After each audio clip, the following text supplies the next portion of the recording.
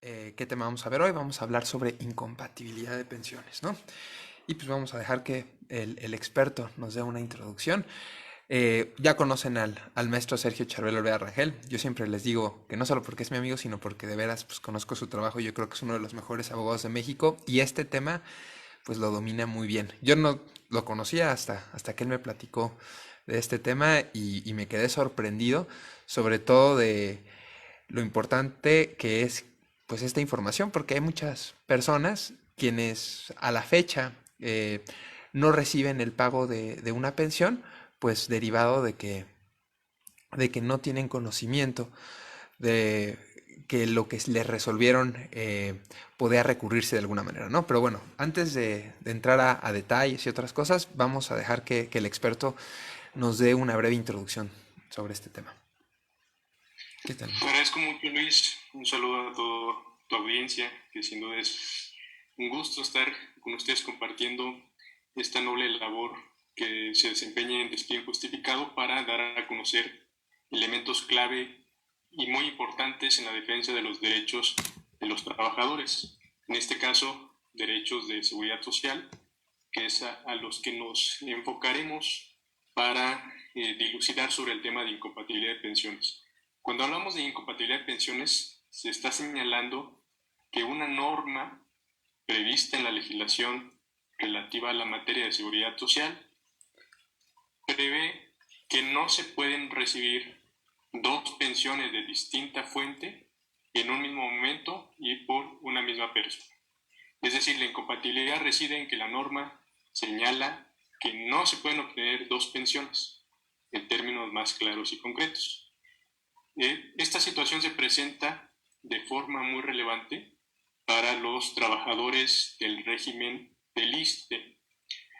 En el régimen del ISSSTE tenemos un problema desde la anterior ley que en su artículo 51 señalaba la regulación de incompatibilidad de pensiones. En específico, una que ha causado muchos problemas y es a la que nos vamos a referir, relativa a la incompatibilidad que prevé de no poder obtener dos pensiones a la vez, una derivada de una pensión por viudez y otra derivada ya sea de una pensión por retiro, cesantía en edad avanzada vejez o porque continúe laborando y cotizando en el régimen del ISSSTE. Esto es que siendo dos personas eh, pareja, obviamente concubinos o esposos para poder tener los derechos pensionarios que vamos a ver, estén inscritos ambos al régimen del ISSSTE y que acontezca la muerte de uno de ellos, de tal manera que para el cónyuge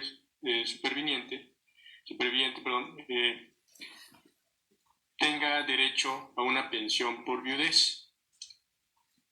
Pero esta persona que sobrevive, digamos, ya sea que esté trabajando y por ello recibiendo un salario, o bien que ya se haya pensionado también y por ello tenga derecho a una pensión por retiro, cesantía en edad avanzada vejez, eh, por lógica entenderíamos que también tiene derecho a la pensión por viudez. Sin embargo, esta lógica es la que impide las leyes que ahora vamos a ver con más detalle, en el sentido de que esa persona no podría recibir la pensión por viudez. Por eso señalé que consiste el tema en que una persona que tiene derecho a dos ingresos relativos a pensión no las puede recibir, solamente puede recibir una de ellas. En este caso solamente va a poder recibir su pensión por retiro, cesantía en edad avanzada vejez, pero conforme a los términos de la ley no podría recibir la pensión por viudez. A eso es a lo que nos referimos cuando señalamos que existe una incompatibilidad de pensiones, es decir, la prohibición prevista en la ley de que una persona reciba dos pensiones en un mismo momento. Esto, por propia Suprema Corte ha tenido oportunidad ya de resolver esta cuestión y señalar que es inconstitucional. Y es inconstitucional porque la persona tiene derecho a percibir esos ingresos, porque son de dos fuentes distintas. Una que corresponde al trabajo que el esposo, la esposa, la concubina, el concubinario, tienen derecho por todo lo que trabajaron y cotizaron, y entonces al momento de la muerte pues hay un patrimonio que tienen que tener los beneficiarios, y por eso se genera las pensiones por viudez, también se puede generar la pensión por orfandad. En este caso el tema es la pensión por viudez, es decir, aquella persona que con sus cotizaciones creó un patrimonio, pues ese patrimonio no se extingue, se tiene que transmitir a la persona que sobrevive y que es beneficiaria. En este caso, cuando ese beneficio económico le corresponde a quien en vida de esa persona que ha fallecido fue esposo o concubino o concubina, pues bien, implica que esa transmisión es legítima y debería percibir el ingreso sin ningún problema. Pero la ley considera que como está recibiendo un salario y cotizando en el régimen del ISSSTE, o que ya tiene una pensión, insisto, por retiro, se tiene avanzado vejez, se considera que hay incompatibilidad, que solamente puede recibir una de ellas. La inconstitucionalidad reside en que se le está privando de un derecho que lícitamente le corresponde y que deviene de dos fuentes distintas, y que la distinción de fuentes no debería de tener por conclusión el que sea incompatible no recibir una de ellas. Pues bien, insisto, este es un problema que aqueja a muchas personas, por desgracia, a personas en situación de vulnerabilidad. Me he encontrado casos en los que personas adultas mayores se les notifica sobre esta incompatibilidad de pensiones y muchas veces no saben que esto se puede recurrir. Es decir, que tenemos un recurso para revertir esa incompatibilidad y que sí le otorguen la pensión. O bien, que conociendo pues no tenga pues los medios suficientes para poder echar a andar pues, este recurso, o que se le hayan pasado los plazos, porque recuerden que en derecho pues trabajamos a través de plazos. Bien, la vía idónea consideramos para poder impugnar esta irregularidad, esta injusticia, es el juicio de amparo. En primer lugar, porque se tratan de derechos de seguridad social.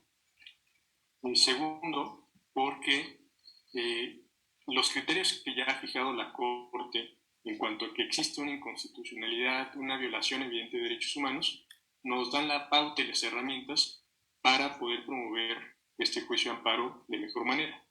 Y tercero, porque, insisto, en la mayoría de los casos son personas en situación de vulnerabilidad que requieren una protección mayor ante este tipo de injusticias.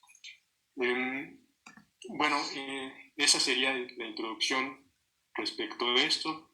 No sé, Luis, ¿quieres que comentemos algo? Sí, bueno, este tema que dices de los plazos que uno tiene para, pues para poderse defender ante esta negativa, pues es muy interesante, ¿no? Lo ideal es que ellos recurrieran esa determinación dentro de los 15 días hábiles siguientes a que se les notifique. Pero ¿qué sucedería en caso de que no sea así? Es lo que hemos estado platicando últimamente, sobre todo con respecto a personas que se encuentran así en un estado evidente de vulnerabilidad, que tal vez no les permite o acceder a los, pues, no sé, a los servicios de un abogado, o simplemente no saben qué hacer y se les pasa el tiempo. En ese Bueno, caso, aquí hay una irregularidad de los propios institutos de seguridad social que no notifican o dan aviso al agraviado, a la persona agraviada, de que esto se puede recurrir. Eso en principio es una irregularidad, porque tratándose de personas en situación de vulnerabilidad, se les debe dar a conocer que pueden recurrir este tipo de cuestiones. Entonces, esa es una primera cuestión que causa alarma, porque imagínense ustedes una persona adulta mayor que a veces ni siquiera va acompañado de sus hijos, o bien ya no viven con él o no los tiene, y entonces acude de manera personal a la subdelegación de pensiones del ISSSTE para recibir la noticia de que se le decretó la incompatibilidad de pensiones. En la mayoría de los casos, por ser estas las condiciones de las personas que reciben esta noticia, pues lo toman como una verdad irrefutable o como algo a lo cual se tienen ya que atener o conformar. Y entonces, pues lo dejan pasar. Y la cuestión es que, bueno, en principio este procedimiento, como la mayoría de los procedimientos en los institutos de seguridad social, lleva mucho tiempo, lleva muchos trámites, muchas etapas, pero al final lo que pasa es que hay una comparecencia en donde se le notifica que se resolvió sobre la incompatibilidad de pensiones, se levanta un acta del hecho de la comparecencia y se le notifica, digamos, formalmente esta circunstancia. Este, digamos, es el acto reclamado, la aplicación de esta norma que he señalado como inconstitucional. Y a partir de ahí se tiene el término de 15 días para promover el amparo. Insisto, el problema es que la persona no advierte o no se le advierte que esto se puede impugnar. Y entonces la mayoría de los casos ocurre que se pasan estos 15 días y bueno, se tendría un problema en principio para promover el amparo. Sin embargo, Luis y yo hemos generado algunas estrategias para superar esas dificultades procesales y poder promover amparos a fin de que se revierta esta irregularidad y proteger así a las personas en situación de vulnerabilidad. En conclusión, sí es conveniente tramitar este juicio de amparo en el plazo de 15 días después de que se le notifica la incompatibilidad de pensiones, pero van a existir muchos casos en los cuales se puede superar esa dificultad procesal para promover el amparo a una persona en situación de vulnerabilidad y no obstante que hayan pasado los 15 días, se pueda acceder al juicio de amparo. Ok. Esa sería la respuesta. Ok, entonces, otra cosa que sería importante también platicar es qué autoridad sería quien tomaría conocimiento de ese juicio de amparo. Bien, pues es un juez de distrito en materia administrativa en los circuitos en los que haya esta posibilidad de especialización de los jueces de distrito, o de lo contrario, pues, en los jueces mixtos correspondientes del lugar en donde se encuentre la subdelegación de pensiones correspondiente. Bueno, el tema de la identificación de la circunscripción pues depende obviamente de cada caso, pero digamos contestando de una forma genérica a tu pregunta, es ante un juez de distrito, en principio en materia administrativa, o de lo contrario, un juez de distrito mixto que conozca de diversas materias. Ok. Y ahora sí ya vamos a entrar a una parte muy interesante. Muchos dicen que pues un juicio es una moneda al aire, que pues nadie te puede garantizar un 100% de efectividad. Aunque este caso es diferente. Aquí las probabilidades de éxito, si el abogado que te lleva a tu juicio no comete pues errores graves que no se puedan subsanar, pues lo más seguro es que se resuelva en el sentido de que se te otorgue el amparo. Ahora vamos a ver por qué. Vamos a hablar de un pronunciamiento que hizo la Corte. que pues es no una recomendación amigable para los otros jueces de amparo, sino que es de aplicación obligatoria desde la fecha en que se publicó. No sé si nos puedas platicar más de qué resolvió la Corte con respecto a la constitucionalidad de esa norma que no permite recibir dos pensiones a cargo del mismo Instituto de Seguridad Social. Sí, bueno, lo que tú señalaste da los elementos para la respuesta, en el sentido de que este juicio de amparo que se puede promover en contra de la incompatibilidad tiene un gran porcentaje de éxito. Como bien lo señalaste, si es bien planteado, porque puede, a pesar de que tenga posibilidades altas de éxito, puede ser mal planteado y entonces se pueden tener problemas en el resultado. Lo interesante aquí es que este alto nivel de éxito es porque ya existen criterios jurisprudenciales que determinan la inconstitucionalidad de la pensión, de la incompatibilidad de la pensión. Esto lo ha resuelto inclusive la Suprema Corte a través de su primera sala. Como lo mencioné, este problema se viene arrastrando desde la anterior ley del ISSSTE, pero que subsiste a través de una, yo le llamo una chicana legislativa, en el sentido de que vuelven a retomar la misma norma ya declarada inconstitucional, pero ahora la plasman en otra norma. Y esa otra norma es el reglamento para el otorgamiento de las pensiones, para el régimen de las pensiones del artículo 10º transitorio. Quienes estén en el régimen del ISSSTE identificarán bien el tema del régimen del artículo 10º transitorio. Pues bien, hay un reglamento específico para este artículo 10º transitorio, y en este reglamento, que es el reglamento para el otorgamiento de pensiones, existe nuevamente esta disposición, de ahí la chicana legislativa, en donde retoman en los mismos términos la redacción de la anterior ley para establecer nuevamente la incompatibilidad.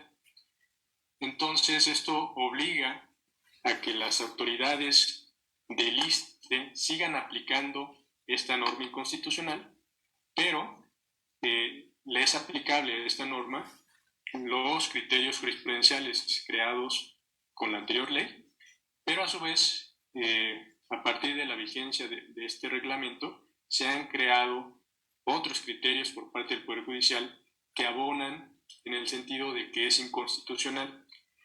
Y partiendo también de la pregunta que formulaste, la inconstitucionalidad radica en que se está señalando el que no se perciba fuentes económicas de las cuales la persona tiene una legitimidad para recibirlas, porque se considera que una persona no puede recibir dos pensiones del mismo Instituto de Seguridad Social, cuando esa percepción económica derivada de la pensión es legítima y deviene de dos fuentes distintas.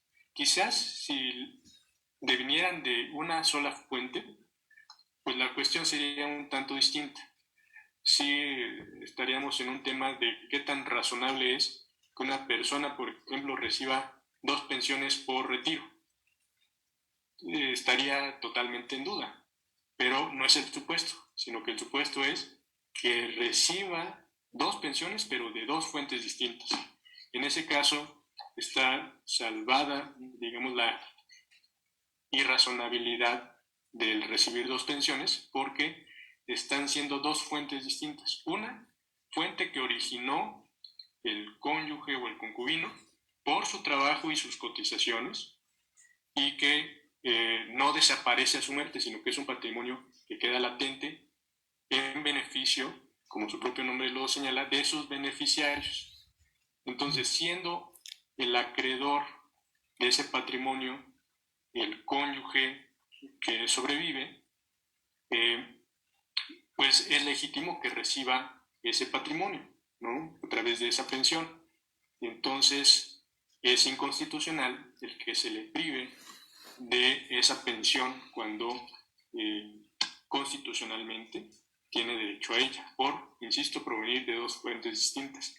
Esa es la razón que da el Poder Judicial para señalar que es inconstitucional la incompatibilidad de pensiones. Ok. Y bueno, algo ahorita que hablas de la mala, bueno, no mala fe legislativa, sino de esa chicana, pues yo me doy cuenta que evidentemente se sabe de la inconstitucionalidad de esa norma, pero también estadísticamente son pocas personas las que van a recurrir esa resolución, entonces se van a ahorrar un dinero. En parte lo hacen pues de forma pues, completamente deliberada. Tan es así que tal vez hasta han de instruir a las personas que te comunican la incompatibilidad que no te diga nada con respecto a cómo es que uno se puede defender ante esa determinación.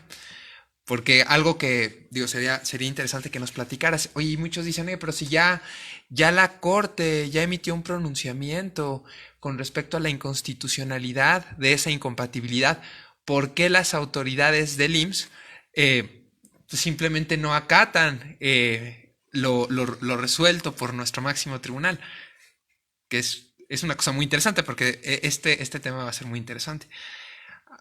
A ver si nos Bueno, lo la puedes explicar tu respuesta amigo. es porque la jurisprudencia no obliga a las autoridades administrativas. La jurisprudencia en el sistema mexicano tiene una vinculatoriedad muy limitada, solamente a órganos jurisdiccionales. Inclusive hay un listado de ellos en la ley de amparo que señala a tales órganos jurisdiccionales les será obligatoria tal jurisprudencia. Y obviamente ahí tenemos cuestiones de jerarquía. La que emite el Pleno de la Suprema Corte va a ser obligatoria para todos, la que emita las salas de la Suprema Corte no será obligatoria para el Pleno, pero sí para los restantes, y así tenemos un sistema jerarquizado de obligatoriedad de la jurisprudencia, pero solamente para órganos jurisdiccionales, es decir, actúa como precedente. Si existe un caso al que le es aplicable ese criterio, el juzgador estará obligado a resolver conforme a ese criterio si es jurisprudencia. Obviamente tenemos ahí jurisprudencias desesteladas. En este caso estamos hablando de que ya hay jurisprudencia respecto de esta cuestión, y cuando un juzgador se encuentra con la necesidad de resolver un caso que ya ha sido resuelto y que ha integrado jurisprudencia, tendrá obligación de resolver conforme a ese criterio. Pero esto no obliga a las autoridades administrativas. Esto es que los encargados en las subdelegaciones de pensiones del ISSSTE van a seguir aplicando su norma, porque la jurisprudencia no les es obligatoria. Esto es a pesar de que ya se haya declarado inconstitucional por el Poder Judicial, las autoridades administrativas que aplican estas disposiciones las seguirán aplicando. Y ya quien quiera que se desaplique esa disposición tendrá que ir al juicio amparo. Por eso el juicio amparo en este caso es el medio idóneo para revertir esa inconstitucionalidad. En otros términos, en nuestro sistema el Poder Legislativo lleva mano, y si existe una disposición, a pesar de que sea inconstitucional, la autoridad administrativa está obligado a aplicarla. Hay otros sistemas en los cuales un pronunciamiento del juez tiene un efecto hacia todas las autoridades. En esos sistemas, el Poder Judicial lleva mano, de tal manera que una determinación del Poder Judicial crea un verdadero cambio normativo en todo el país. En este caso no, como el legislativo lleva mano, pues tenemos que recurrir al Poder Judicial para desaplicar una norma inconstitucional al caso concreto, ¿no? Eso digamos en cuestiones un poco más técnicas, pero a lo que voy es que se sigue aplicando por parte de los operadores de los institutos de seguridad social porque la jurisprudencia no les obliga. Y entonces ante esa circunstancia van a seguir aplicando la norma.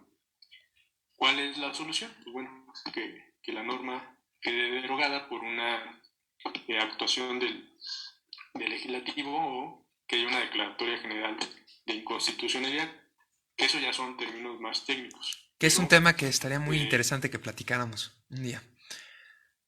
Sí, El con de... mucho gusto. Sí, y Con digo, mucho gusto, es un tema interesante porque esa sería, digamos, la solución para que ya no se apliquen este tipo de disposiciones que resultan contrarias a los derechos humanos. sí, Pero, insisto, hasta en tanto eso no se dé, la autoridad administrativa está obligada a aplicar esta disposición a pesar de que sea inconstitucional, por lo cual, pues la única vía que tenemos para proteger a este tipo de personas que se ven vulneradas en sus derechos por estas actuaciones inconstitucionales es el juicio de amparo. Obviamente hay medios ordinarios de defensa, pero en este caso la vía idónea es el juicio de amparo. Y para ello pues, también hay una estrategia técnica de cómo recurrir al juicio de amparo sin agotar las instancias ordinarias, ¿no? Que ese, digamos, es una excepción al principio de definitividad. Pero bueno, el tema en términos generales es como lo hemos expuesto y no sé si existe alguna otra duda. sí hay algunas dudas. Vamos a empezar con la de Ale Galicia que me dice, ¿se pueden tener pensiones con IMSS y con ISSSTE a la vez? Sí, y no habría una incompatibilidad porque pues son diversos institutos de seguridad social, ¿no? Entonces no habría Sí, ningún problema. sí efectivamente, es el mismo tema de que son dos fuentes distintas. Inclusive cuando se crea el régimen de cuentas individuales, que primero se crea en el IMSS en el 97 y después en el ISSSTE en el 2007, cuando entra el sistema de cuentas individuales del ISSSTE, se crea la incertidumbre de si una persona que cotiza en ambos regímenes eh, puede obtener pensión tanto del IMSS como del ISSSTE. Y bueno, el tema fue resuelto en la ley del ISSSTE, donde hay una amplia regulación de las posibilidades que se tienen para obtener pensiones simultáneas del régimen del IMSS y del régimen del ISSSTE. Insisto, la respuesta es porque son dos fuentes distintas. El trabajador que cotizó tanto en el IMSS como en el ISSSTE, pues hizo su esfuerzo por tener dos trabajos simultáneamente o sucesivamente y tiene todo el derecho legítimo de recibir los beneficios económicos derivados de sus cotizaciones. Ok, perfecto. Mira, esta pregunta no tiene tanto que ver con el tema, pero es de una persona que ha sido insistente y se ve que le urge la respuesta. Dice, tengo una pensión temporal permanente y no me quieren pagar mi incapacidad por COVID. Ayúdame, por favor. Mira, no puede ser temporal y a la vez permanente. Tal vez a lo que te referías, tal vez es una pensión, me imagino que alguna de esas dos, y que esta sea parcial o total, ¿no? Tal vez eso es a lo que te referías. Y hablas de una incapacidad por COVID. Mira, la verdad a mí no me queda muy clara tu pregunta. ¿Por qué hablas de una pensión y al mismo tiempo del pago de una incapacidad? Y si el problema es que no te pagan una pensión, que pues ya está, pues una pensión en la que tú ya tienes pues derecho a recibir ese pago, pues ahí el que está haciendo omiso es quien tiene que hacer ese pago, ¿no? Pero si hablas de... Es que perdóname, me da mucha pena, pero creo que no me queda muy clara tu pregunta. La vuelvo a leer, ¿ok? Por si a mí se me escapa, amigo. Dice, tengo una pensión temporal permanente y no me quieren pagar mi incapacidad por COVID. Ayúdenme, por favor. Necesitamos más información, yo creo, ¿no? Para poderle responder. Sí, Sí, está un poquito difícil. Y... A ver.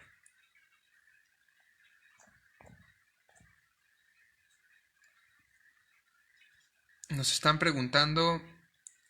Eric Briseño Álvarez nos dice, ¿la pensión es lo mismo que la Afore? Si quieres esa te la dejo a ti, amigo. no, a ver, la FORE es el ente que va a administrar las cotizaciones si se está obviamente en el sistema de cuentas individuales.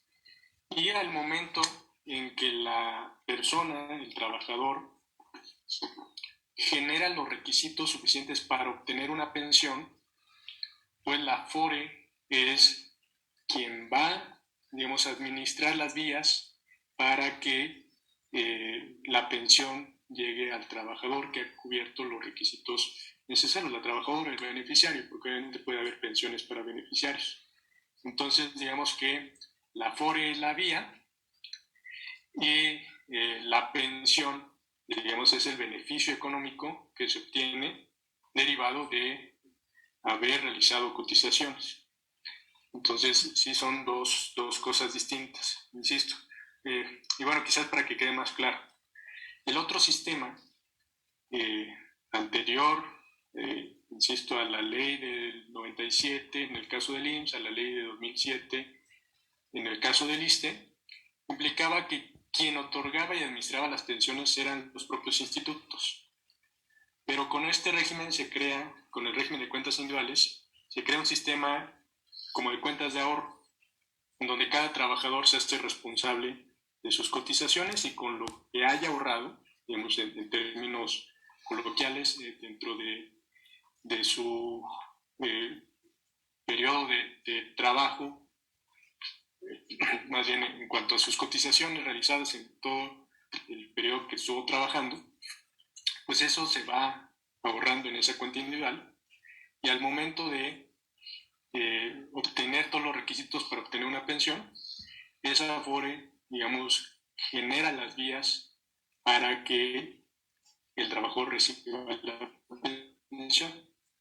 Puede ser retiros programados, puede ser a través de un seguro de renta vitalicia, que son las dos opciones que hay, o bien en algún momento por retirarlo en una sola exhibición, que eso también es posible. Pero digamos que la Afore es quien administra esa cuenta de ahorro que el trabajador va generando. Pero la pensión, insisto, es el derecho económico que se genera por haberse cubierto los supuestos, ya sea porque haya cubierto las cotizaciones que marca la ley y los años que marca la ley para obtener una pensión por retiros en tiene avanzado vejez, o porque haya generado un patrimonio suficiente para que sus beneficiarios tengan la pensión por viudez, la pensión por orfandad o la pensión por ascendencia. Ok, pues bueno, creo que ya son todas las dudas de este tema. Si tienen dudas sobre otras cosas, con mucho gusto se las voy a intentar resolver en la próxima transmisión. Pues bueno, amigo, pues muchísimas gracias, ¿eh? Espero, a mí me quedó ahora ya más claro este tema. Espero que Pues a los muchas que nos gracias a ti están y viendo gracias también. a ustedes por atender estas indicaciones. Bueno, que estén muy bien, ¿eh? Cuídense, hasta luego. Gracias.